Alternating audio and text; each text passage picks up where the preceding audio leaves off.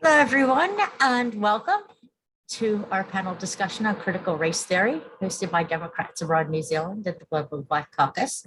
I'm your moderator, Christine Valverde, Chairperson of Democrats abroad New Zealand. Before we get started, I want to apologize for a mistake I made in setting this up. I set up a lot of meetings and accidentally set this up as a meeting instead of a webinar. Because of that, there's no question and answer section. Feel free to DM questions to me in the chat. And the panel will also be followed by a short Q&A session. So if you want to hold any questions until then, that would be great. We ask that participants please remain muted and may ask people to turn their videos off if bandwidth becomes an issue that affects sound.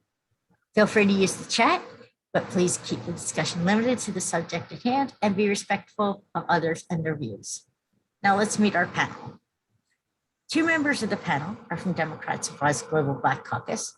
Jazz Moore is the chairperson of the Global Black Caucus, lives in Switzerland, and votes in Texas. Antar is chair of RTF, the Reparations Task Force, and GBC Steering Committee Reparations lead. He lives in Germany and votes in New York. The other two panelists are both joining us from the great state of Illinois, although Ms. Hatchett is having some problems logging on.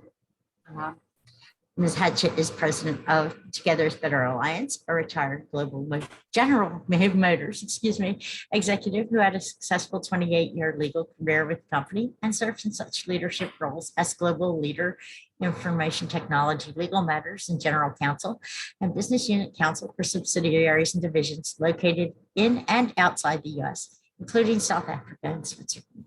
And hopefully she can get her login issues sorted and be with us today. Gina Harris is a member of my favorite profession, teaching. Gina is the NEA Black Caucus Treasurer and Human Rights and Civil Rights Committee Chair of the Illinois Education Association. All of the panelists' resumes are more impressive than we have time to go into here. So I'm going to put the links to all of their organizations in the chat so you can learn more about them and their organizations at your leisure. Now to our first question, and I'm going to ask Gina, how do you define CRT? Thank you so much. And hey, everyone, it is so good to be here. It's really good to be with you in the future. Like you all are in tomorrow. I'm so fascinated by this timepiece, right? And today, right? It's so very cool. And thank you for this question, Christine. I actually have some slides I want to share just to get us into this conversation in a way that I'm accustomed to getting into this conversation. Also, as an educator, I cannot help myself, okay? I can't help myself. I'm an educator. I've got something to share, so I'm going to. But I just want to point out that when we talk about critical race theory, one of the pieces that I find so interesting about the way this conversation is being had here is that it seems that it's always a conversation about something that people know very little about, that the information is not quite accurate. And what we've been talking about at NEA and in the classrooms that I'm in is we're actually talking about, can we teach accurate history? That's what we're concerned with, teaching accurate history. And critical race theory is an entirely different philosophy. It's an entirely different ideology because we're not teaching that in schools. What we're talking about, when I think about critical race theory, I found this piece on the American Bar Association website, but it's really the systemic ways in which a entire group of academia are looking at the ideas of racism and how racism impacts what's happening in our society in political realm, social realm, emotional realm, but more specifically, how race as a construct and an idea has taken shape and created the ways that we think about how our society is. So it's a very large academic study that's been going on since the 1970s, and critical race theory, the way that we're hearing about it on a regular basis, it's as if we're teaching critical race theory to two-year-olds and second graders and third graders, and that's not really what's happening at all.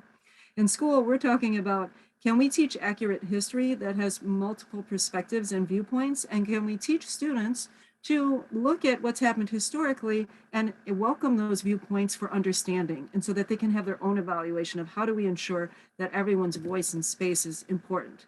And I like to show this framework here just because it gives us an idea of what people think about when we start to talk about race, racism, and how it shows up in spaces. Typically, in a lot of the spaces that I'm in as an educator, when we start to talk about racism, folks immediately think about interpersonal racism or internalized or in some form of individual racism. That's not what that's not on the whole what we focus on when we're talking about how are we teaching students to look at history and look at how history impacts us. We're looking at what are the structural and institutional ways of being that have caused our system to be what it is. And in thinking about what that looks like, how it shows up, and how some students, and I will tell you, a big piece of what my work has been over the years, and right now I currently am a culture and climate coach, which means that I coach educators in ensuring that their classrooms are inclusive, making sure that students' social emotional needs are taken care of, and that we're doing and practicing being restorative. Being restorative human beings, right? So that we're creating communities where people want to be part of it and don't want to be on the outside of it.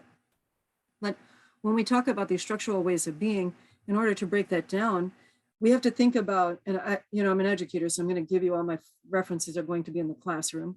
But in the classroom, what are the policies that I might have in place that might be making it so that our Black, Indigenous, and students of color are not getting equal opportunities, are not getting chosen to present, participate, or engage in the work that we're doing in the classroom. So if I break it down to that level of one classroom, but then how is that happening in a school overall? How is that happening in multiple places? And when you put all those systems together, how are our students not, how is it that students, Black students specifically, are disproportionately disciplined in our system? Well, that's because there are some structural things that are in place. How is it that when we look at academic data and achievement data, how is it that Black students and students of color are typically not achieving in the same ways? It's not because of the students, it's because of the system. So when we really want to, if we want to talk about what's actually happening, that's a completely different conversation than talking about critical race theory, because critical race theory is an academic pursuit at the university level. But what we do in education is teach children how to understand what's happening in the world around them, and how do we make it more inclusive so that everyone that's in the space has the opportunity to be in the space.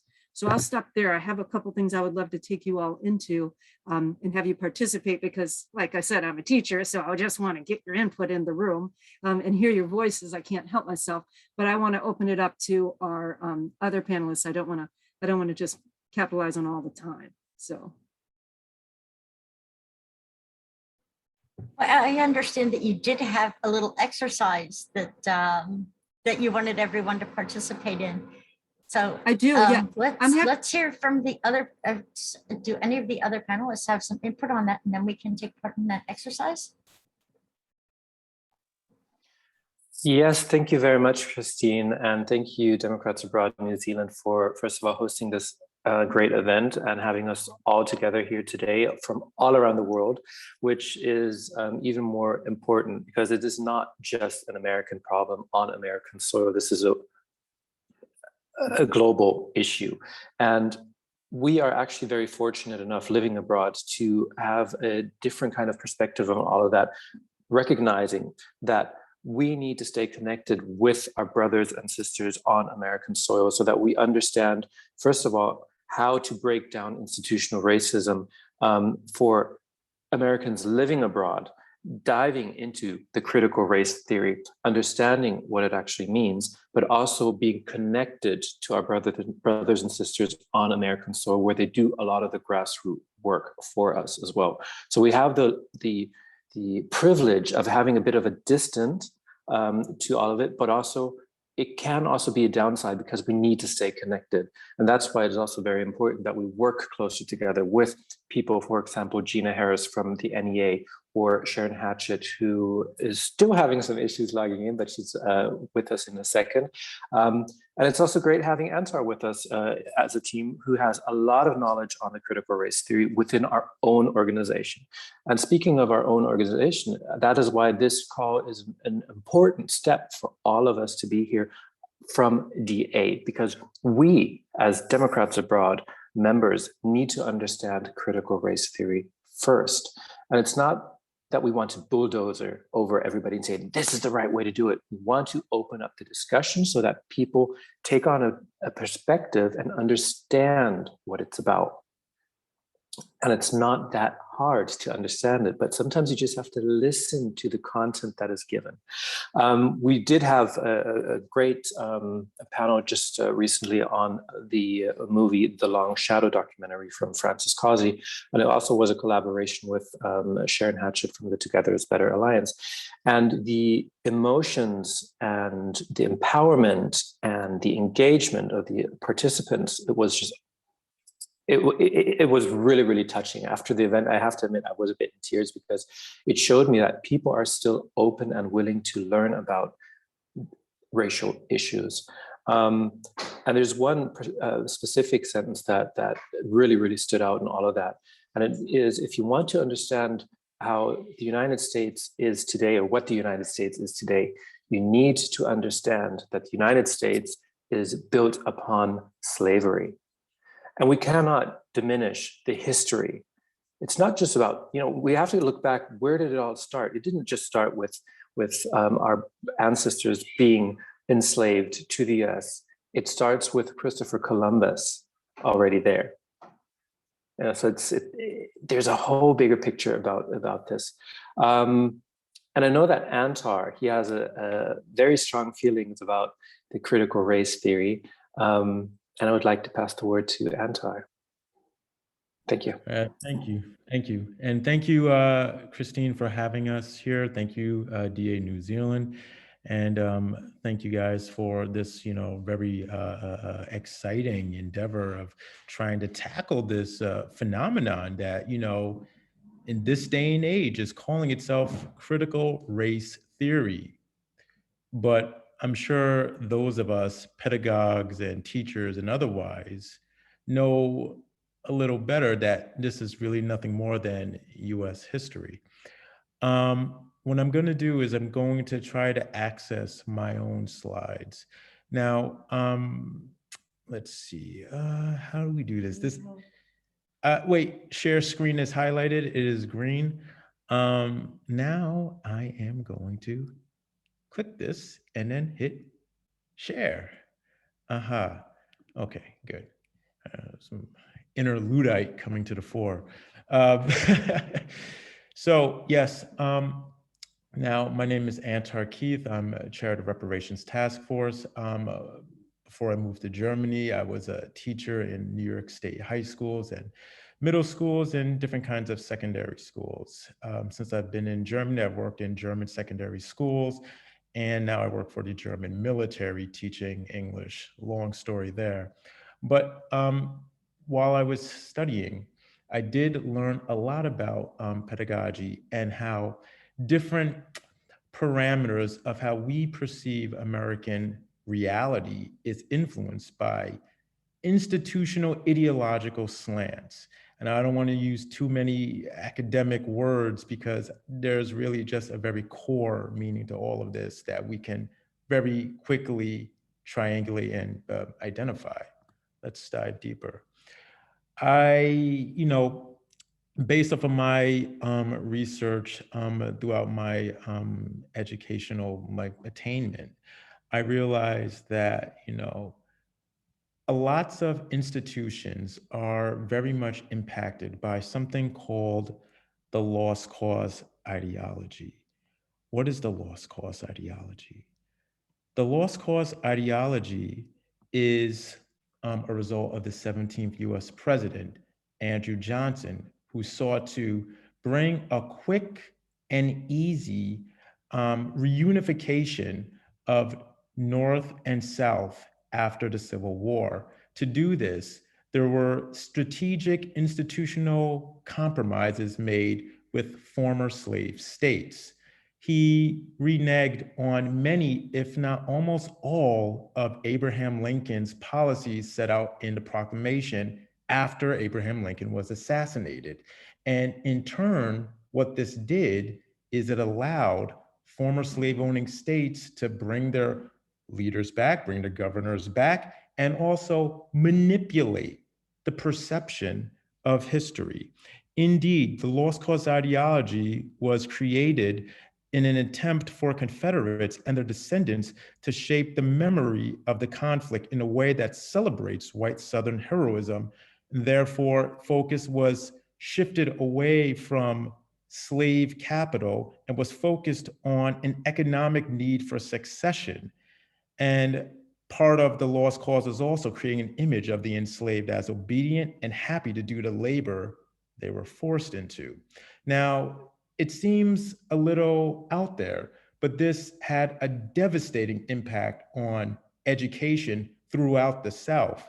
It impacted memory and perception of the nation's dependence on structural supremacy of white people, regarding social institutions, religious institutions, educational, financial, even the concept of reparations itself, which, you know, we cannot really quantify how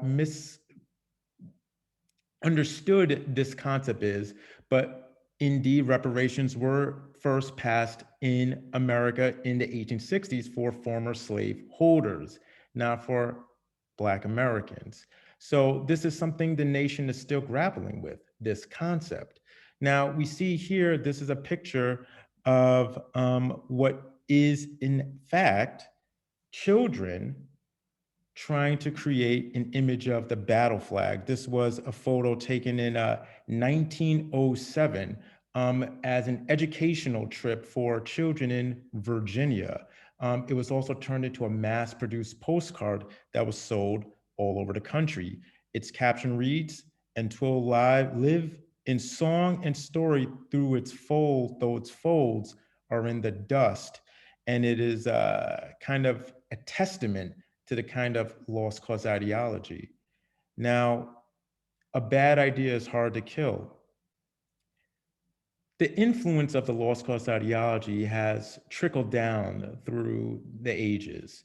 Its influence is felt nowhere more strongly than in education, pedagogy.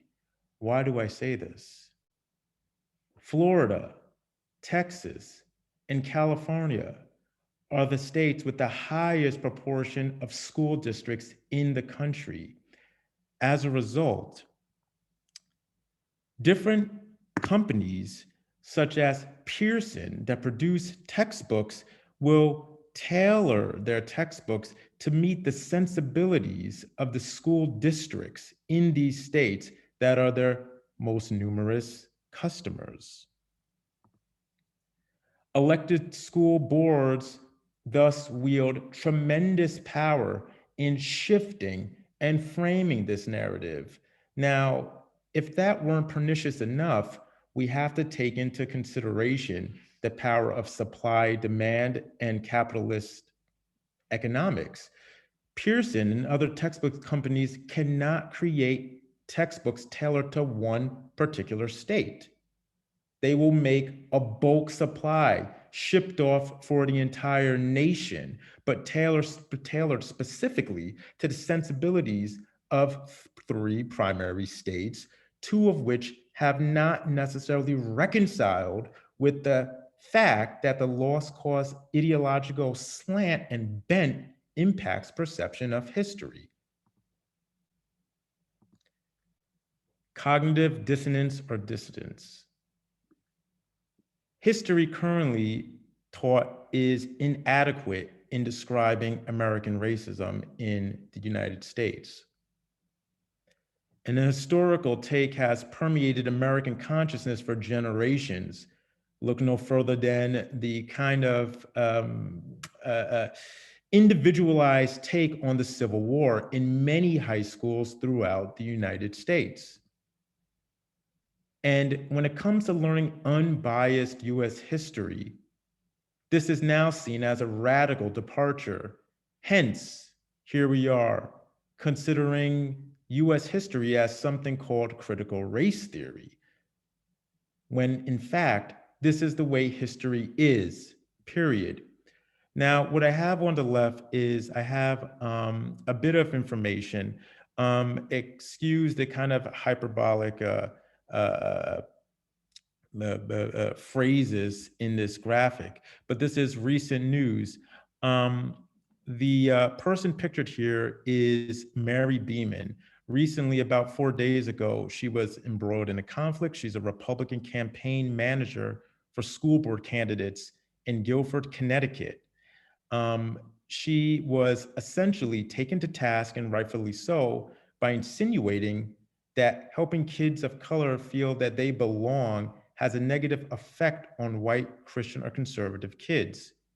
When taken to task by the GOP in that area, she tried to defend herself by clumsily remarking, "The statement I made was poorly worded and shown out of context.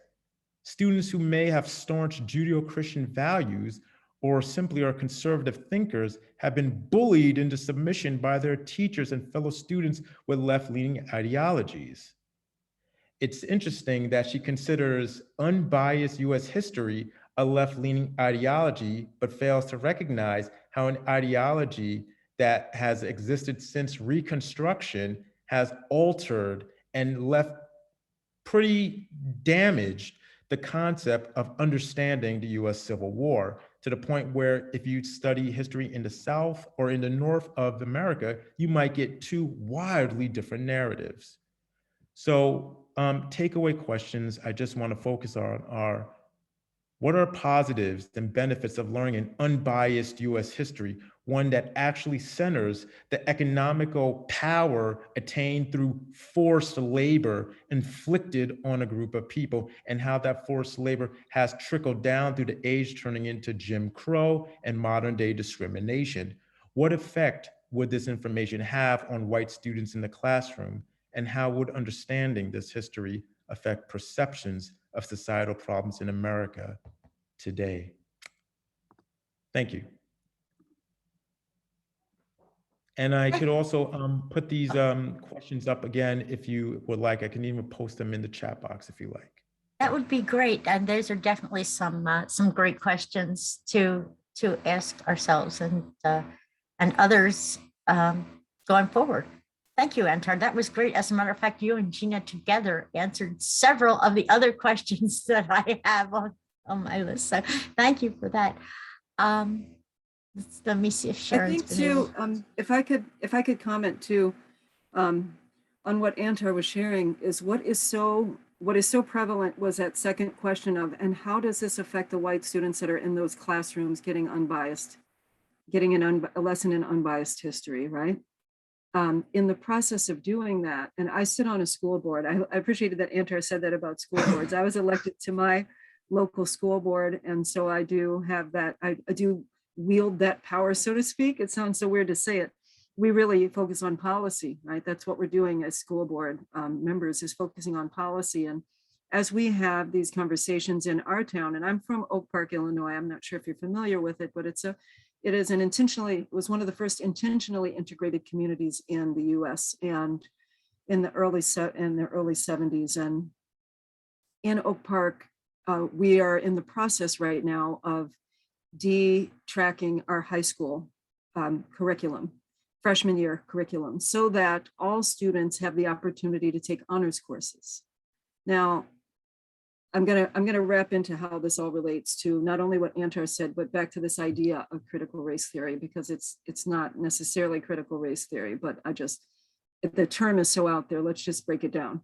So we are in the process of this, making a determination about whether we want to create an opportunity so that all students come into our high school, can take honors courses freshman year, and having the ability to take those honors courses, increase the number of students of color in the classrooms, thereby increasing the opportunity for those students to continue to take honors courses as they move through, right?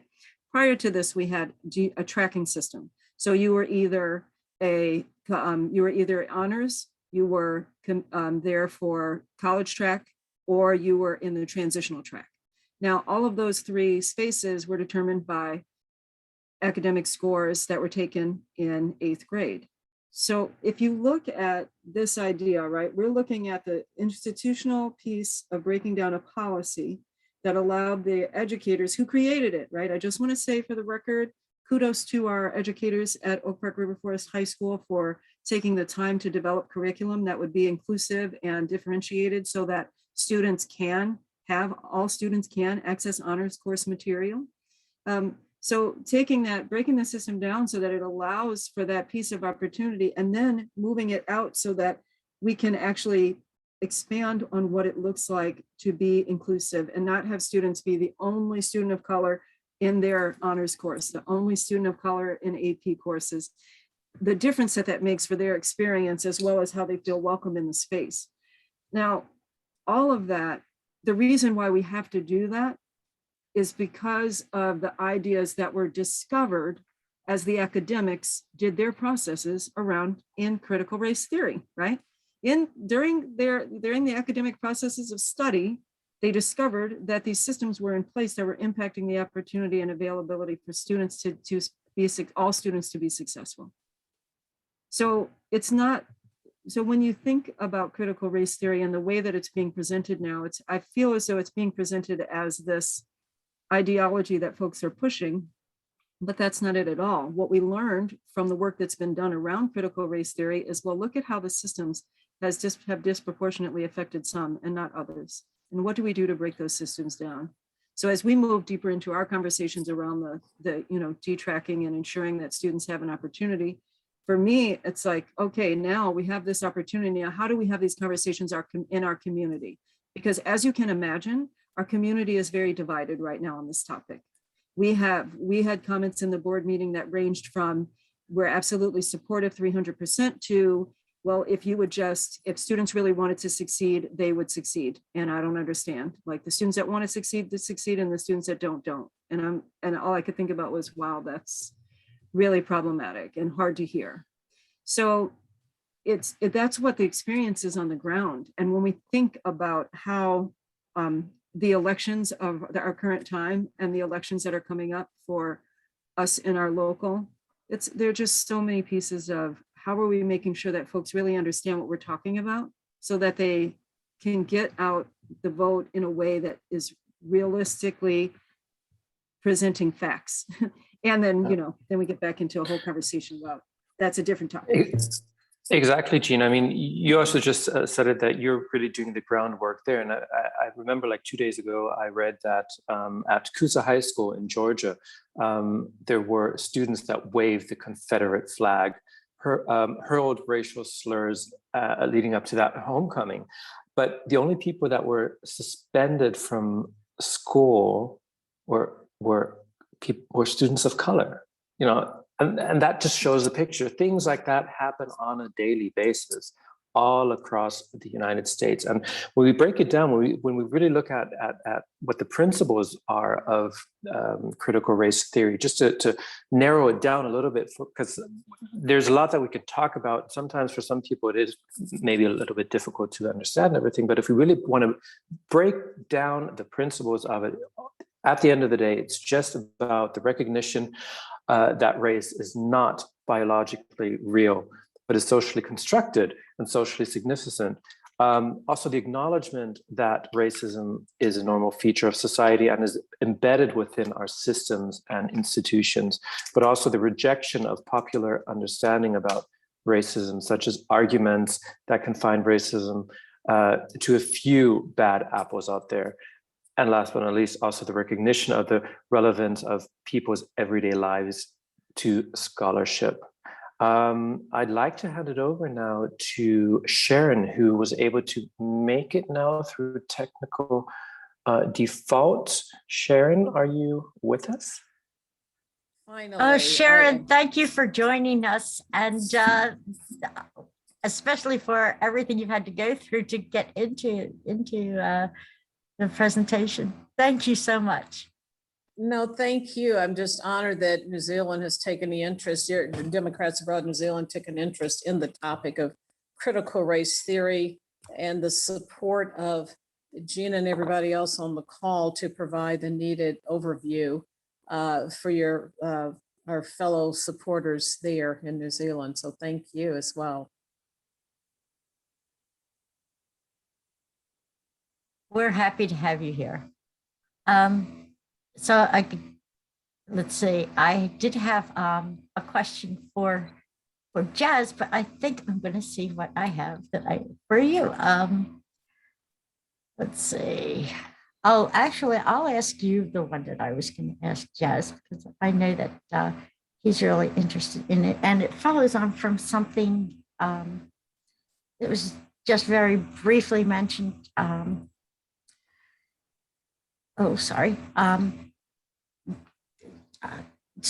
This statement that students who want to succeed will succeed.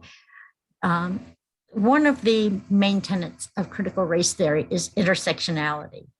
So it's not just the race, it's socioeconomic level, it's everything that makes up a person as to whether they succeed or not.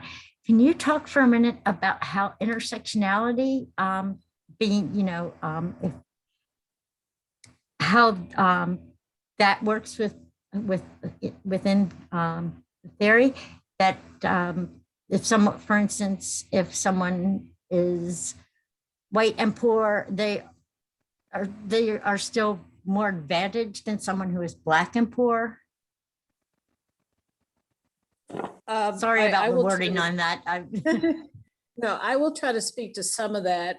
Now, I'm not an educator by background. I'm a lawyer, as may have been shared with you. But, I think that, and Gina may have already touched upon this, and Lee, but there are certain advantages that students, notwithstanding their financial challenge, there's still socioeconomic and other economic considerations that by virtue of one's skin color create challenges. And for example, if you even look at the educational institutions themselves, if there is any form of bias in a school, even if you have two children of one white and one not, who may be African American, for example, depending upon such variables as even the ethnicity of the educator and their views on students can lead to differing results.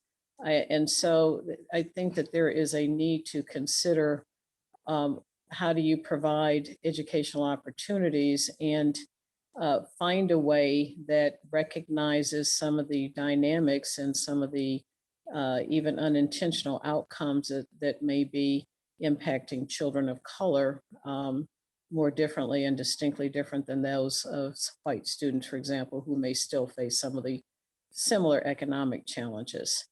But, again, I'm coming into the conversation after it's been well underway. So forgive me if I'm, I welcome Jazz's perspective as well, since I'm coming in late to the discussion and missed everything that was said.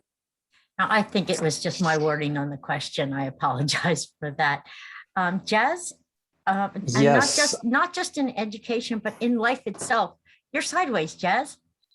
I am. Okay, I had to do something else. Maybe this is better. No worries. Yeah, you're facing the right direction now. Okay, I had to switch devices due to not just energy. in education, but in life in general. How Life intersectionality feeds into it. Yeah, intersectionality feeds into it in any angle just thinkable. I mean, just speaking about myself, I mean, I am Black. I identify as queer. I am also German. That's just one little small part of who I actually am. But look at everybody else. Look at all of our DA organization now. That is a complete section of our real society. But what I actually wanted to do right now is not really speak about the intersectionality there, because that is a word that has been used within our own organization, quite inflationary, because people don't really understand it. They think, yeah, it's fine because we're all the same, but not, and we somehow are related to each other on our issues and so on, but they don't really get what it really means in breaking down your own borders, being open to other perspectives, taking down the racism that can go both ways. For example, I mean, we all know that Asian Americans and African Americans, they also do have their issues working together when we look at what history has shown us a little bit. But we need to stay open and focused to working to each other, because if we don't do that, and if we don't break down those barriers, we lose out on potential collaborations, on potential numbers during our voting periods. And for example, I mean, I right now am working so closely with the AP region and the AAPI caucus because we both are aligned on the message of saying like, hey, we have our issues. How can we work together, put our issues together, but not issues against us two. It's issues that we share as an organization. And we came up with great ideas to show people, which are happening very soon, but to show people like, hey, we should combine forces and not just waste and throw away our energy, because we literally have the same issues that we need to work on. But what I actually really wanted to do is I wanted to take on the side a little bit of somebody being really negative and not understanding the CRT critical race theory. I mean, I'm going to ask this question actually to Gina, Antar, and to Sharon, and I'm going to be really bad and really mean, asking, well, that is not really necessary. Why should we do this whole critical race theory? Isn't that just wiping out white history?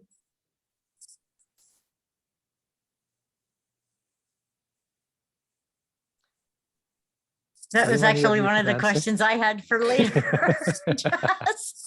Well, I look forward to Gina's initial response to that, and then I will chime in.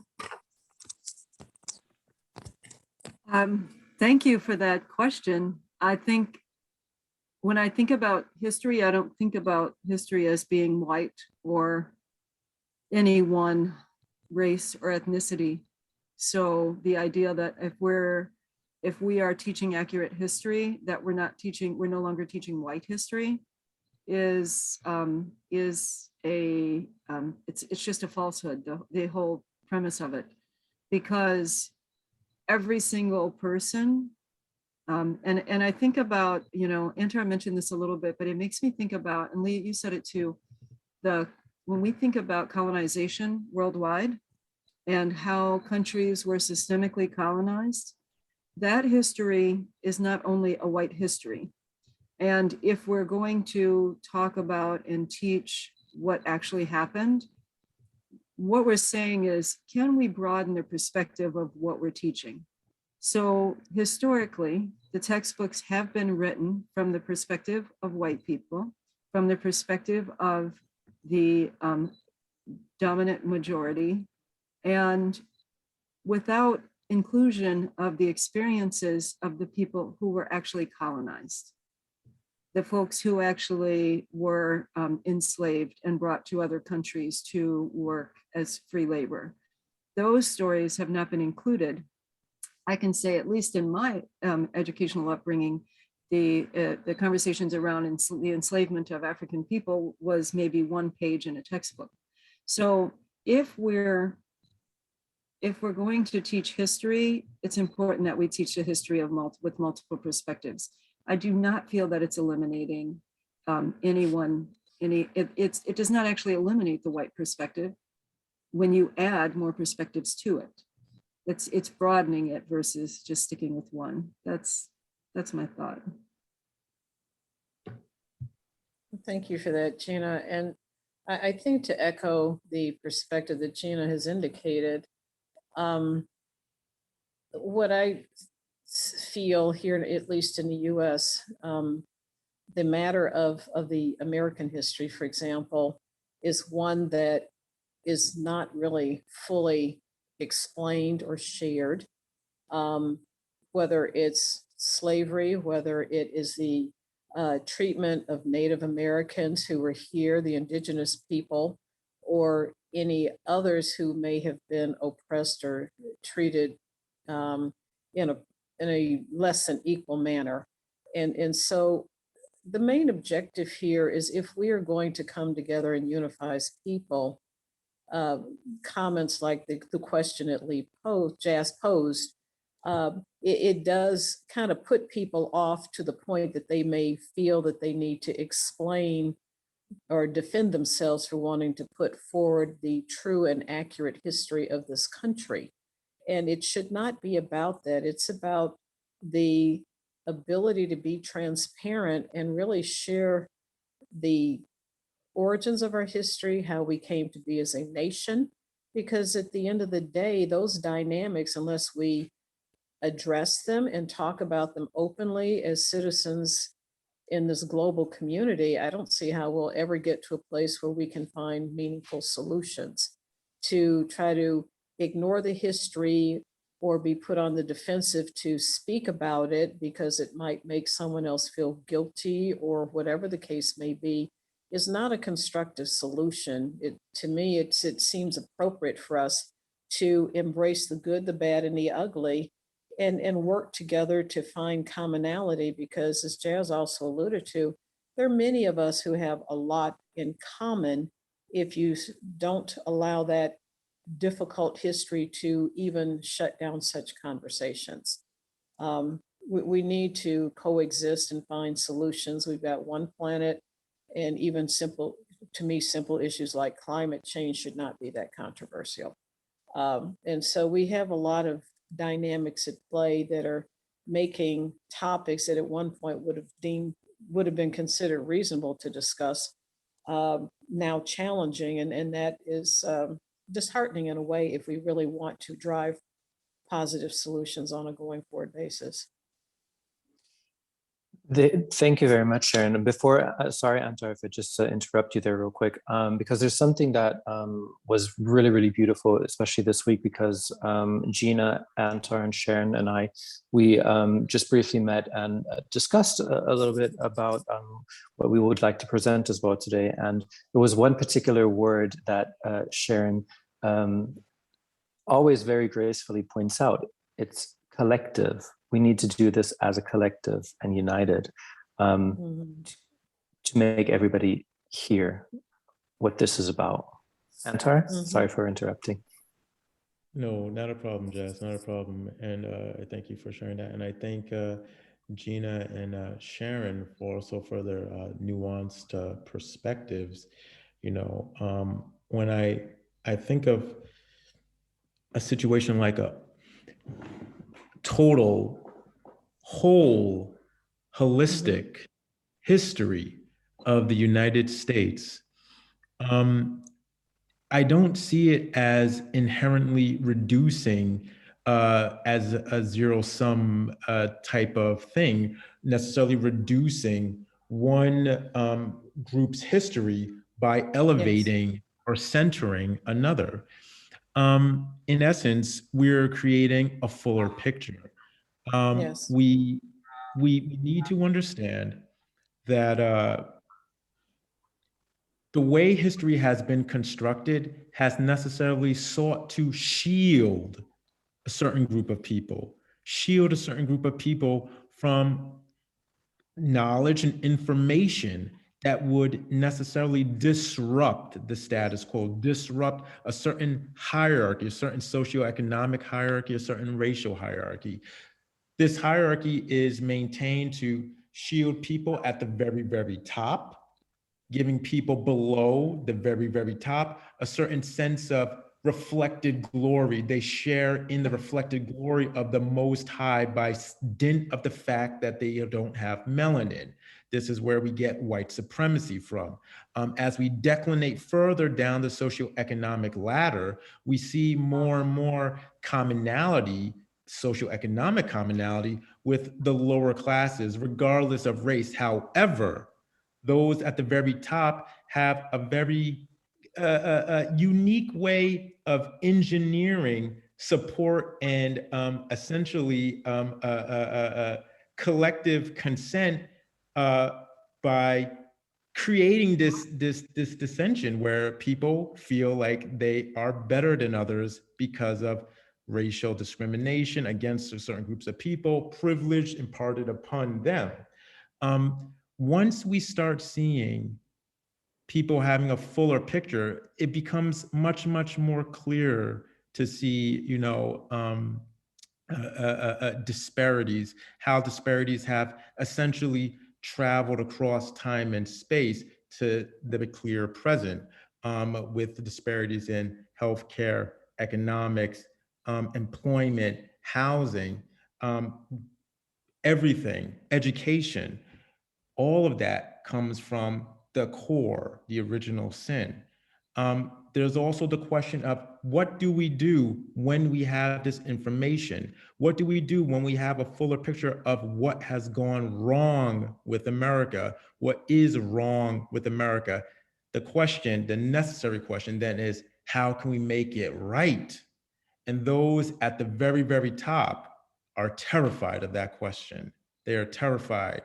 But for the majority of Americans, the majority of Americans who are either being denied their full history or a viewpoint of the full history of America, and Americans who are denied a more unbiased centering of their own place in history, there's much to learn from, a fuller participatory history where we can see all the sides and not just one side that seeks to confuse and basically misdirect energy and attention.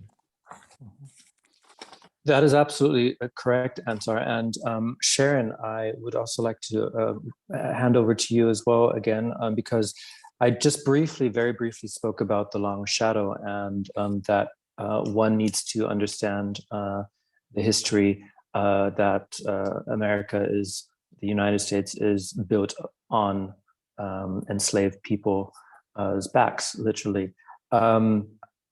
But if we look at the critical race theory as a whole as well, how would you, based on the documentary itself, and for people who really do not understand the whole topic and where this actually comes from, and what the definition of institutionalized racism, where that actually comes from, where it derives from, would you like to elaborate on that, on how those words in that documentary from Francis Causey actually changed thousands of people's mindsets already?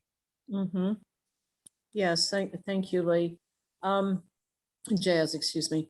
The documentary, The Long Shadow, for those of you in New Zealand who haven't seen it, I think it's worthy of the time, because it paints a picture of the history of our country that highlights the free labor that enslaved people provided to the country, particularly the South, how it was institutionalized in a way such that Wall Street was formed really to provide the financing for slaves, the insurance industry, because they were property and had a value. And so again, they needed the insurance industry. There was the industry to build slave ships. There was the development of, originally when the Africans came to the US, they were really as indentured servants and not as slaves, but over time that dynamic changed. The indentured were Black and white, if you will, a mixed Europeans and others who had close ties, and because of rebellion, because of being treated poorly, they had joined forces. And so the slave owners felt, oh my gosh, this is not acceptable. And they created a hierarchy of slave overseers who were white and poor to create a structured process, structured treatment of who's better than whom.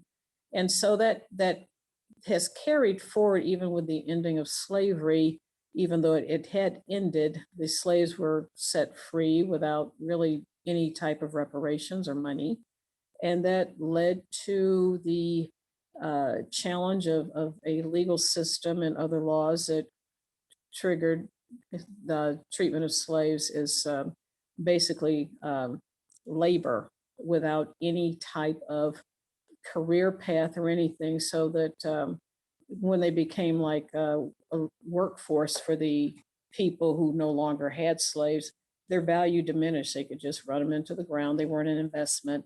But, you know, some of which you'll see in the documentary is how the war, you know, fast forward to the Jim Crow laws, et cetera, you saw a situation where Americans we passed the civil rights legislation. African Americans showed their loyalty to the country. They fought like in World War II. When they came home, they found that there was segregation. People were forced out of neighborhoods and into low income, high rise buildings with no access to loans. It became illegal to give loans to people of color, to sell homes to them in neighborhoods that were other than African American. There is just a lot of history of the legislation that was passed and legally sanctioned to really not allow people of color in the African American community to grow generational wealth. And so what you see on a regular and ongoing basis is a lot of the economic and financial challenges faced by people of color that's been sanctioned by the government of this country.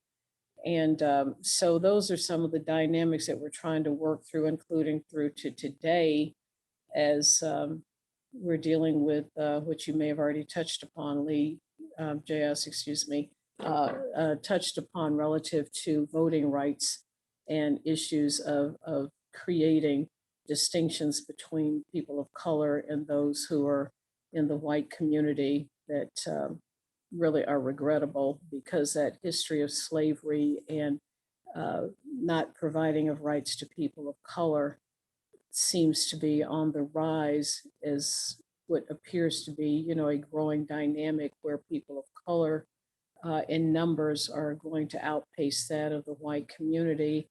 And, you know, that is another variable that people are looking at as to whether there's a dynamic at play with that also being under consideration.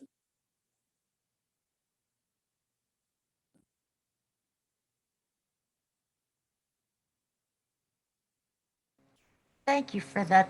It also reminded me when you were talking about that of the letter C on rental applications in the 1960s, to denote that someone is a person of color. Can't think of anyone who might have used that. Ex-president. Yes. And, you know, just on a personal level, for example, my own family tried to buy in a community that was called a sundown town. I don't know if you've heard of that concept of sundown towns, where people of color should not be in certain communities when the sun goes down. Yes. And our family tried to move into the community that neighbors where I live now, and not knowing we were considered a sundown town, but they would not sell to our family. And so many of us experience some of these racial dynamics, which are regrettable, but they're a real part of our lives on an everyday basis. And you see it in the incarceration of people of color, any number of dynamics, which Gina may have already touched upon, and the others when I was not on the call.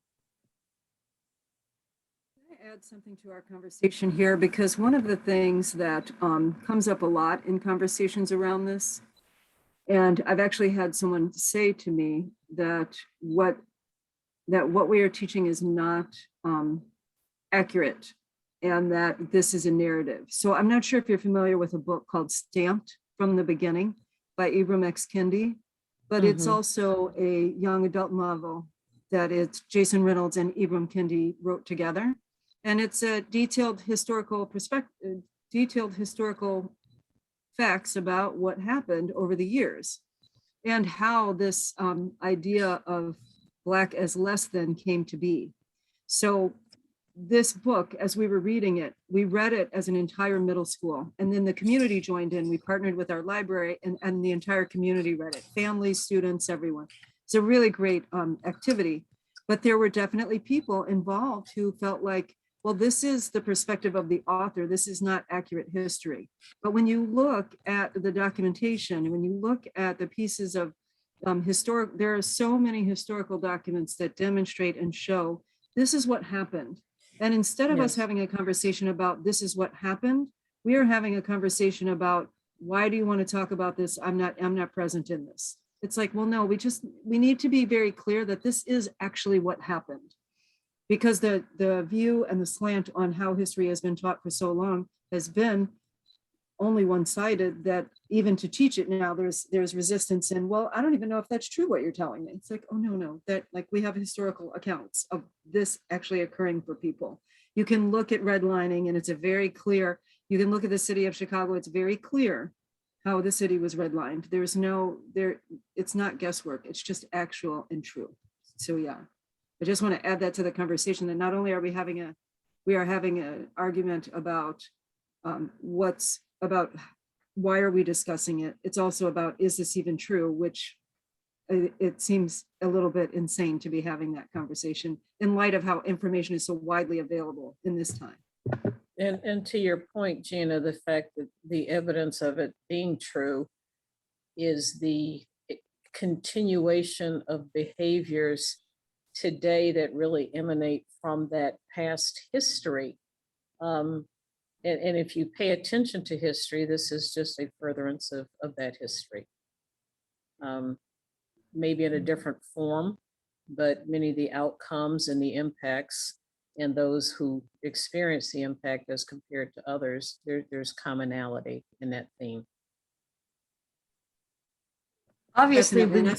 I'm sorry. I just wanted to hop in here for a minute. Obviously, we would prefer that you purchase it, but if you would like to read Stamped from the Beginning, it is available. I put a link in the chat to it being available on PDF. I also wanted to, there's a question in the chat about how can we protect principals and teachers who want to teach accurate history. The way you protect them is to use your voice. So what I can say is that at our school board meeting last night, we had a number of community members come out to say, we need to detrack. It is very important that everyone has an opportunity to do this. If you are a constituent, I know that you all are abroad, but you vote, wherever you vote, be in communication with the school boards there and let them know, I would love for our districts to teach accurate history. It's important that we teach accurate history, and let them know that. That is one way to definitely begin to protect them, because there is heat. They are experiencing heat. That's actually happening. Teachers and principals and administrators are experiencing a lot of pushback around, well, why are you teaching this? So knowing that the people in the community, people from the community have expressed support for making sure that we do this is important, because I will tell you the voices in opposition are very loud and very present. Yes. And also to that point, Gina, a website, learnfromhistory.org, was shared with some of our members in the TIBA, Together's Better Alliance group. It's an alliance of educators and groups focused on making sure that the accurate history is being preserved and not somehow distorted to the point that people don't really know what's going on in our country.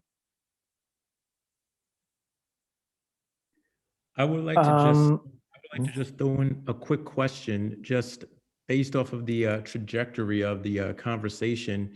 There's been, for instance, in American educational discourse, a tension when it comes to describing the actual facts of U.S. history, and it's been there since Reconstruction. Do you see, Gina, Sharon, do you see that this might be a turning point for that introspection?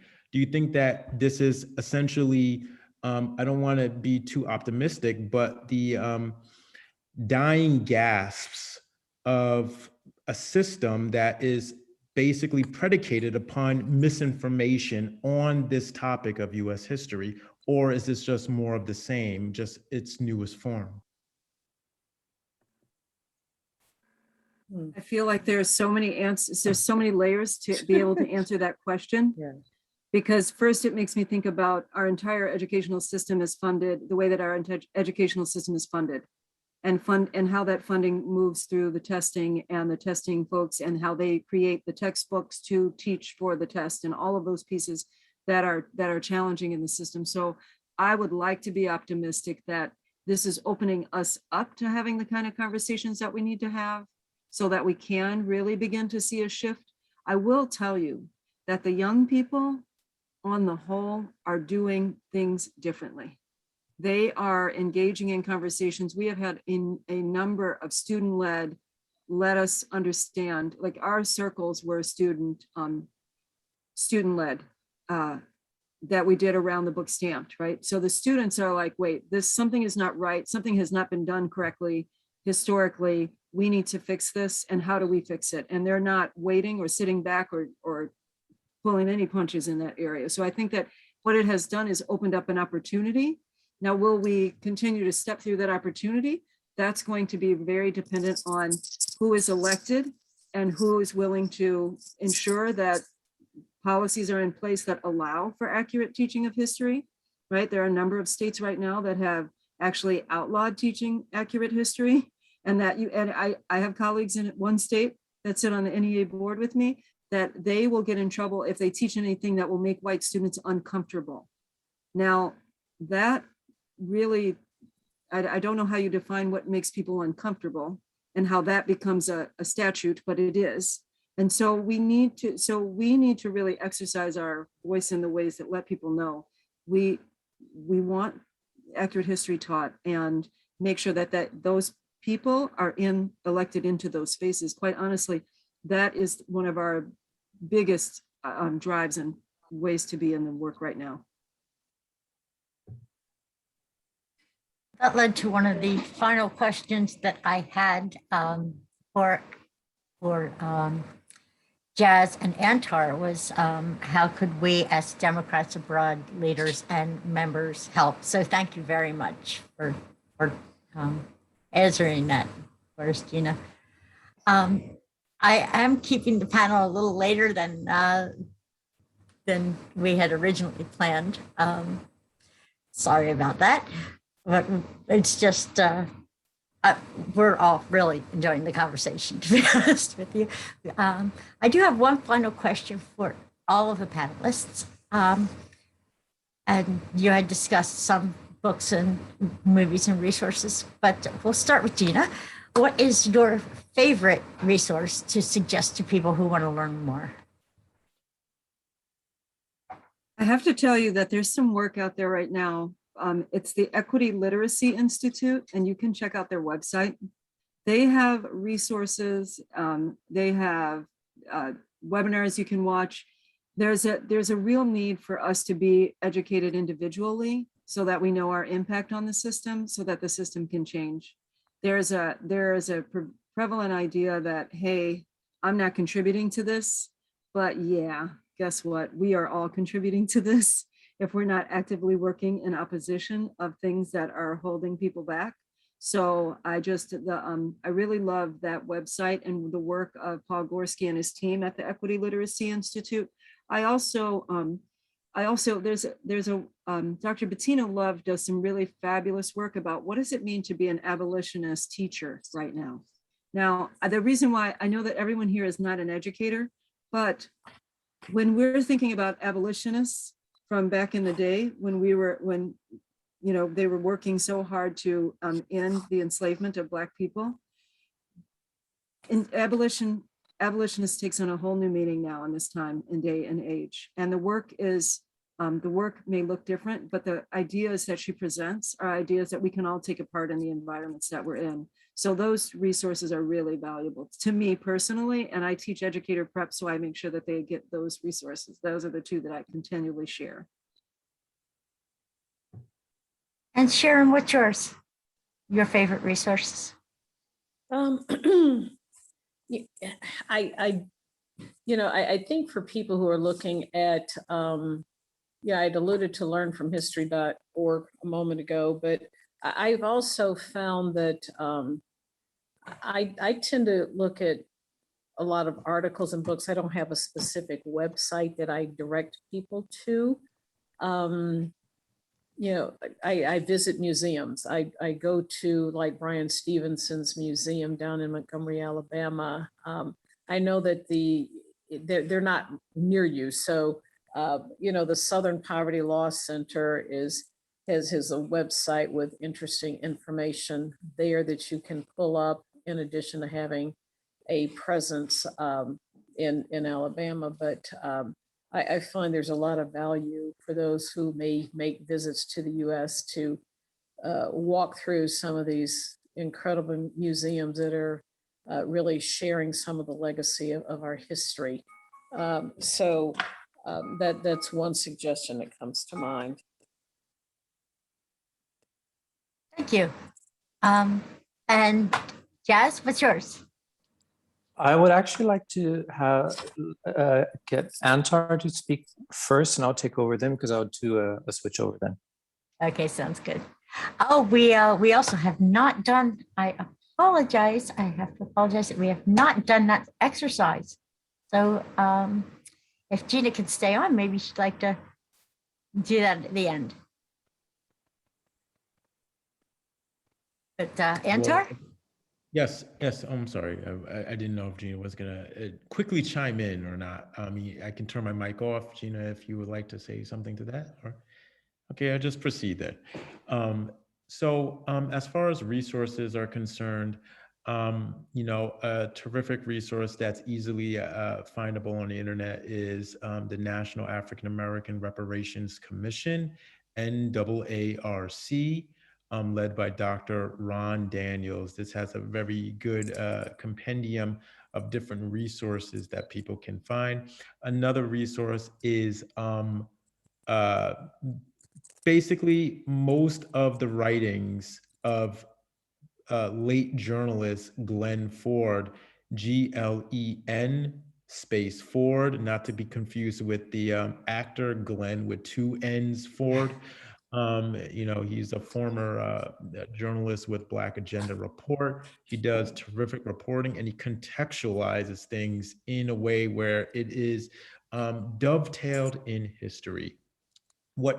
Now, Christine, you asked me what DA members can do to become more involved in the struggle for greater knowledge. What my strong suggestion would be to join the Reparation Task Force's new event on October 26th at 7 p.m. Central European Time. We're going to be having a meet and greet. And in a situation like this, we can definitely continue this conversation. Now, going back to the question that I asked, what do we do with this information once we have it? Well, generally speaking, we try to right those wrongs. So the preeminent way to right those wrongs is to have a push, an advocacy effort for legislation that seeks to reverse these structural iniquities. And the best way to do that is to repair it. So reparative justice is our name. And if you want to join the Reparations Task Force's meet and greet, please RSVP in the link that I posted in the chat box. You can also contact me at reparations@democratsabroad.org. Thank you. Thank you very much, Antar. And we're speaking about resources, especially within our Democrats Abroad organization. First and foremost, I'd like to point out that the Global Black Caucus website offers a big amount of resources that has been collected through the last 4 years of really, really hard work and dedication to our mission and to our issues.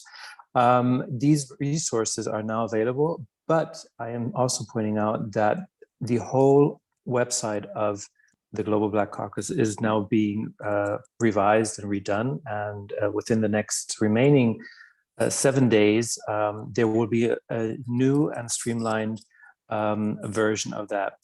Why I'm pointing that out is because one big section of the resources page is going to be renamed as the Global Black Caucus Library. We're taking a little bit of inspiration from the Smithsonian Library, but also categorizing everything alphabetically, making it way much more accessible, especially for younger generations, for young people that might have the first opportunity to cast their vote, but if they need information, to easily access that information within our organization.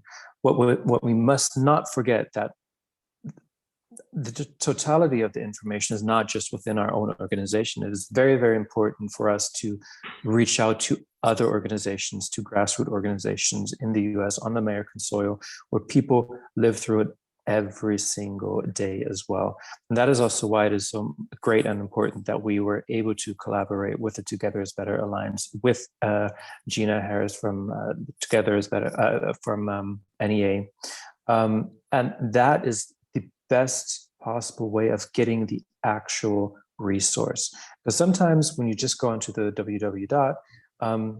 You'll start somewhere and you might not find the content that you actually need. So I encourage everybody to reach out to family, to friends, to our own organization, or just simple to organizations, and start a conversation on that specific topic. That is the best resource that you ever actually can get. Yes. Christine. Yeah. Yeah. No, go ahead. Were you finished? And I was just going to hand over to Gina, who also prepped a nice little exercise that is very important to sometimes live it, feel it, and see it through. And maybe also, I know that we are a bit under time crunch now, ask people if who are on the call today, if there were certain questions that may or may not have been raised for them, to maybe give them another 5 or 10 minute chance to have those questions answered.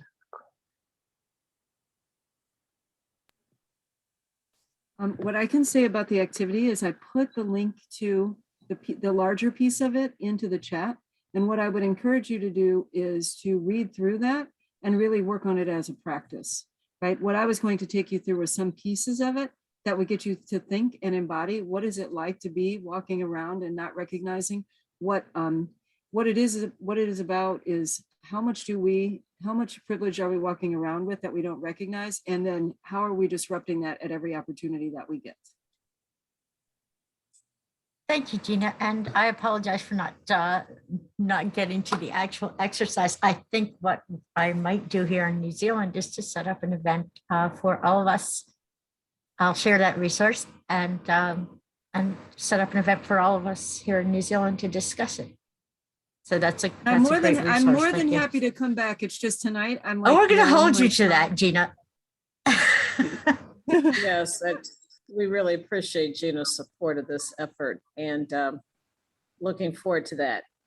The one other thing that I will mention, because I know time is running to a close, is that Together is Better Alliance, we did have a collaboration recently with 50 Chicago area libraries, and had Richard Rothstein, the author of Color of Law, speak, who really provides a great overview of some of the history of institutionalized racism in the country, that had over 1,300 people join that session. Wow. If we may get a copy of that presentation, and if so, I will explore making that available to Jazz to see if we could share the benefit of his conversation, because it was very highly attended.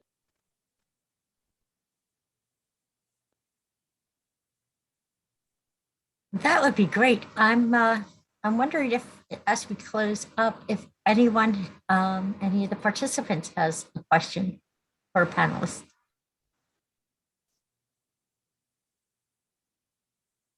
Anyone? No? Well, that's because you were all of our panelists were excellent and covered everything that, every question that I had. And I'm pretty sure the questions that everyone else had. Oh, let's see. I want to thank everyone for attending, especially the panelists and Jazz. And I'm pretty sure that you're going to see some more participation from members of Democrats Abroad New Zealand with the Global Black Council. So thank you again. And Christina, as well, on behalf of the Global Black Caucus, thank you very much for organizing this event, for hosting this event, for showing the interest on the topic and spreading the word that this is an issue that we as Democrats abroad still need to invest a lot of time, a lot of resources and information, and you kickstart this. So thank you very much to you, Christine. Oh, you're welcome. And I look forward to more presentations and more meetings and things like that, more cooperation between Democrats Abroad New Zealand and the Global Black Caucus. I heard somewhere that together is better, so some alliance. So thank you all. Thank you so you. much That was for this wonderful. opportunity. Take care, everyone. Thank you, everyone. Thank you. Have a great rest of your Bye-bye. day. Very much. Thanks. Bye. Bye. Bye-bye, everyone.